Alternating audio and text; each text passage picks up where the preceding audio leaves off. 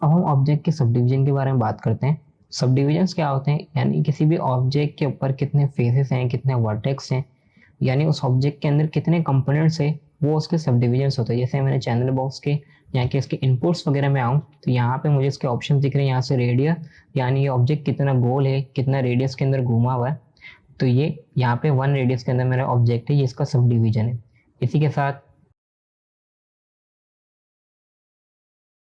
वैसे यहाँ पे मैं क्लिक करके मिडल माउस पे क्लिक करके यहाँ से इसको मैं पैन करूँ आगे पीछे, तो देखें मेरा ऑब्जेक्ट यहाँ पे इजीली तौर पे यहाँ पे इसका रेडियस चेंज हो रहा है।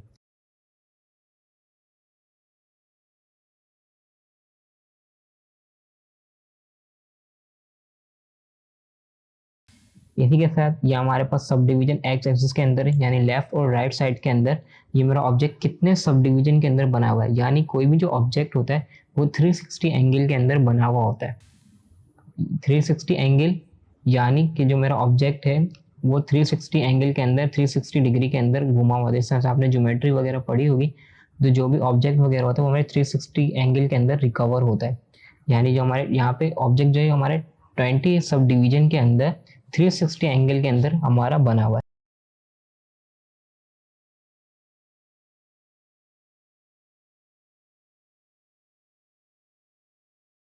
यानी मैं अगर इसको क्लिक करके मिडल माउस करके पैन करके कम करूँ, देखें यहाँ पे इसकी शेप चेंज हो रही है, यानी मैंने इसके सब डिवीजन कम कर दिए और 20 के जरिए मैंने 20 के बजाय मैंने इसको 3 कर दिया, तो मेरा जो ऑब्जेक्ट है 3 सब डिवीजन के जरिए एक्स एक्सिस के अंदर इस तरह से 360 के अंदर होगा। यानी अगर मैं इसे 20 करूँ तो देखें 360 के अंदर मेरे जो इसके तमाम सब डिवीजन है वो शो होगा।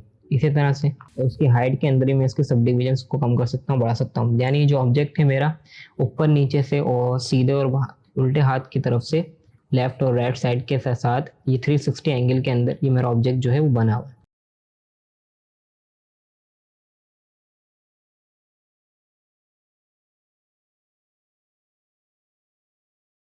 और इसी के साथ मैं किसी सिलेंडर यहाँ पे किसी ऑब्जेक्ट को ओपन करूँ तो यहाँ पे देखें मैं इसकी हाइट या भी मैं इसके इनपुट्स के अंदर मैं इसकी चेंजेस को देख सकता हूँ। यहाँ से मैंने इसके सब डिविजन्स को यहाँ से मैं बढ़ा सकता हूँ, एक्सिस के अंदर रेडियस हाइट्स वगैरह को देख सकता हूँ। जैसे हम यहाँ पे देखें, यहाँ से मैंने इसको रेडियस को बढ़ा दिया, तो देखें ये और भी ज़्यादा स्मूथ हो गया।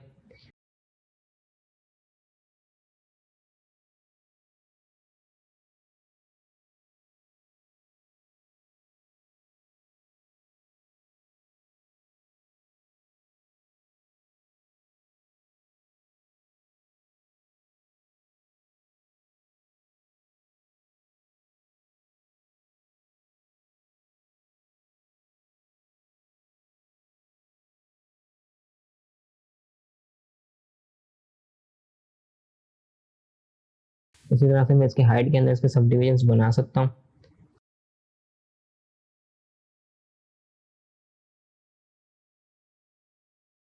कैप्स वगैरह यानी इसके टॉपर के अंदर कितने सब डिविजन्स होने चाहिए मैं उसके अंदर ऐड कर सकता हूँ।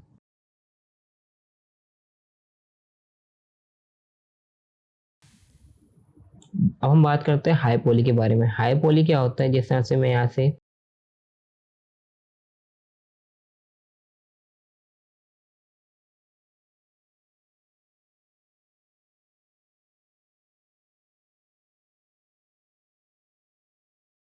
शेल्फ से किसी ऑब्जेक्ट को ओपन करूँ,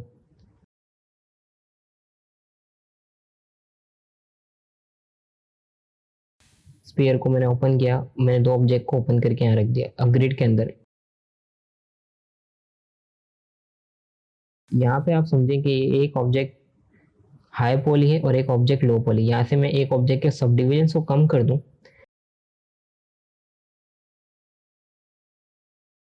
तो यहाँ पे आपको एक के सब डिविजन पूरे दिख रहे होंगे और एक के हमने कम कर दिए।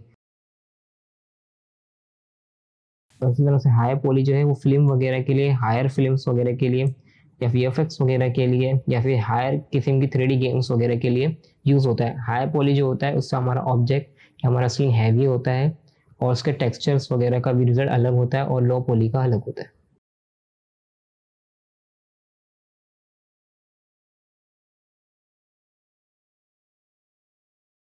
तो जो लो पॉली होता है उसके सब डिविजन्स कम होते हैं, यानी उसके इनपुट्स कम होते हैं, तो इसी वजह से वो लो पॉली होता है। और लो पॉली अक्सर लोयर्स गेम्स वगैरह के लिए या फिर लोयर्स क्वालिटी की फिल्म्स वगैरह के लिए यूज़ होता है, या फिर वेबसाइट के अंदर ऑब्जेक्ट्स को ओपन करने के लिए, उसे यूज़ करने के लिए, उसके एनिमेट करने के लिए लोअर ऑब्जेक्ट्स को लो पॉली के अंदर यूज़ किया जाता है। इसी तरह से लो पॉली का जो सरफेस अक्सर जो होता है वो बिल्कुल हार्ड होता है, जिस तरह से यहाँ पे आपको लो पॉली का जो सरफेस दिख रहा होगा, यानी जो उसके सब डिविजन दिख रहे होंगे बहुत ही शार्प दिख रहे होंगे, लेकिन जो हायर पॉली है, जो हमारा सर्कल है दूसरा वाला, उसके बहुत ही स्मूथ है और सर्कल के अंदर है।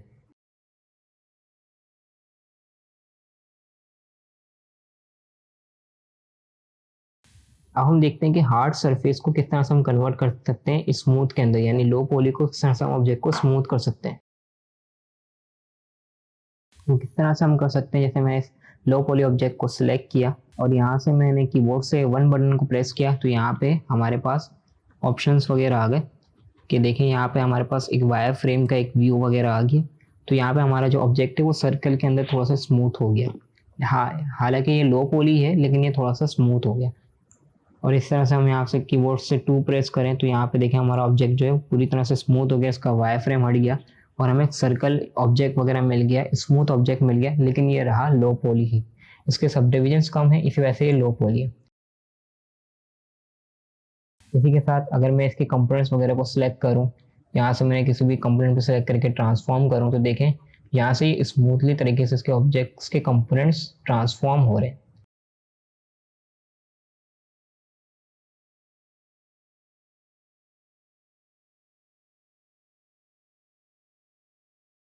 और अगर मैं यहाँ से कीबोर्ड से 3 प्रेस करूँ तो देखिए मैंने यहाँ से इसके हार्ड सरफेस दिख रहा है, इसके एजेस, इसके वर्टेक्स, के कंपोनेंट्स वगैरह हार्ड दिख रहे हैं, शार्प दिख रहे हैं।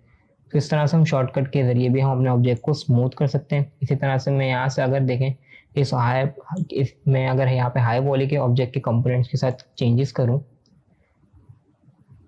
तो देखिए यहाँ से अगर मैं इसके साथ चेंजेस कर रहा हूँ तो ये हार्ड दिख रहे हैं, क्योंकि अब इसके अंदर सब डिविजन्स कम है, लेकिन मिसाल के तौर पर ये एक हाई पॉली है।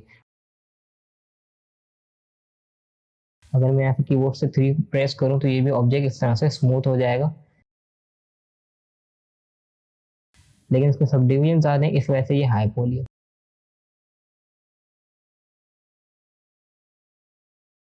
यहाँ से भी अगर हम इसके सब डिविजन्स को चेंज करें देखें ऑब्जेक्ट खराब हो रहा है।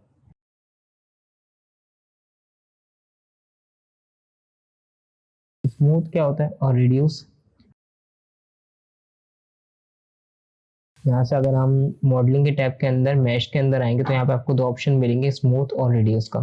यानी किसी भी ऑब्जेक्ट को आप स्मूथ कर सकते हैं और रिड्यूस कर सकते हैं। जैसे यहाँ से मैंने हाई पॉली को सिलेक्ट किया हुआ है और यहाँ से मैंने इसके स्मूथ पे ऑप्शन पे क्लिक किया ऑप्शन बॉक्स पे, तो यहाँ पे आपको पूछ रहा है हमें कि आपके डिविजन्स कितने देने, यानी इस ऑब्जेक्ट को कितने डबल करना है, कितने डिवन करना है।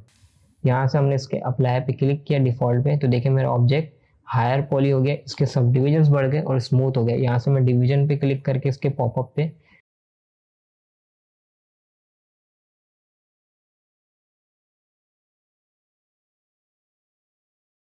मिडिल माउस के जरिए पैन करूँ तो मैं इसके और सब डिविजन्स फेसेस वगैरह बढ़ा सकता हूँ। इसी के साथ अगर आपका कोई भी ऑब्जेक्ट बहुत ज़्यादा स्मूथ है या फिर उसके कंपोनेंट बहुत ज़्यादा है और आपको उसकी यूज़ या उसकी नीड नहीं है और वो आपके स्क्रीन को हैवी कर रहा है, तो यहाँ से हम इस ऑब्जेक्ट के कंपोनेंट्स को कम कर सकते हैं, सब डिविजन को कम कर सकते हैं। यहाँ से हमने मॉडिफाई के अंदर मैश के अंदर रिड्यूस किया, तो यहाँ से हमने 50% पे यानी हाफ परसेंटेज पे हमने इस ऑब्जेक्ट के कंपोनेंट्स को कम कर दिया।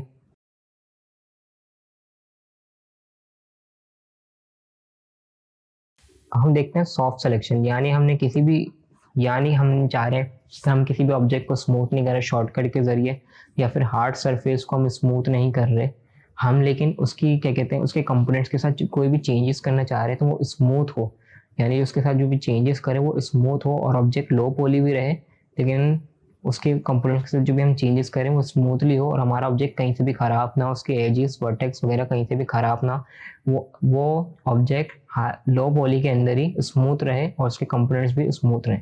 तो यहाँ से हम सॉफ्ट सिलेक्शन का इस्तेमाल करते हैं। जैसे मैंने शेल्फ के जरिए ऑब्जेक्ट को ओपन किया, मैं यहाँ पे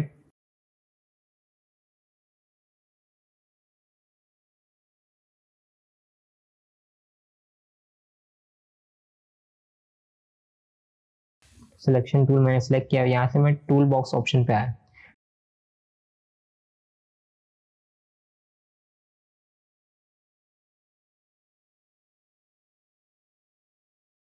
यहाँ पे मुझे एक सॉफ्ट सिलेक्शन का ऑप्शन मिलेगा, यहाँ से मैं इसके ऑप्शन बॉक्स पे क्लिक कर दूंगा। तो जैसे ही मैं किसी कंपोनेंट पे क्लिक करूँ तो यहाँ पे देखें मेरे पास रेड और येलो ग्रेडियंट के अंदर यहाँ पे मेरे पास कुछ सिलेक्शन का व्यू आ गया, रेडियस आ गया। जैसे कि मैंने इस पर क्लिक किया, अब मैं इसे ट्रांसफॉर्म कर रहा हूँ आगे पीछे। देखें मैं इसके यहाँ से मैंने इसके रेडियस को बढ़ा दिया, और यहाँ से अगर मैं इसे स्मूथ कर रहा हूँ तो देखें स्मूथ करा रहा हूँ तो देखें किस तरह से स्मूथली तरीके से ऑब्जेक्ट को हम मॉडिफाई कर सकते हैं, और उसकी सिलेक्शन वगैरह को स्मूथ करके हम किस तरह से ऑब्जेक्ट को इजीली तौर पे लो पॉली ऑब्जेक्ट को, हार्ड सरफेस ऑब्जेक्ट को सॉफ्ट सिलेक्शन के जरिए मॉडिफाई कर सकते हैं।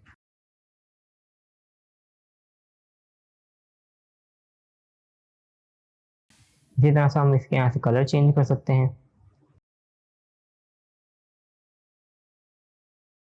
रेडियस को बढ़ा सकते हैं, यहाँ पे इसके कुछ ऑप्शंस वगैरह वॉल्यूम के जरिए, सरफेस ग्लोबल वगैरह के जरिए। यहाँ से अगर हम इसके ऑप्शन पे क्लिक करके इसको अनचेक कर दें तो देखें अब हम जो भी सिलेक्शन करेंगे वो हमारी हार्ड सरफेस के साथ होगी। चूँकि हमने सॉफ्ट सिलेक्शन को ऑफ कर दिया तो हमारी स्लो हार्ड सरफेस सिलेक्शन अब ओपन होगी।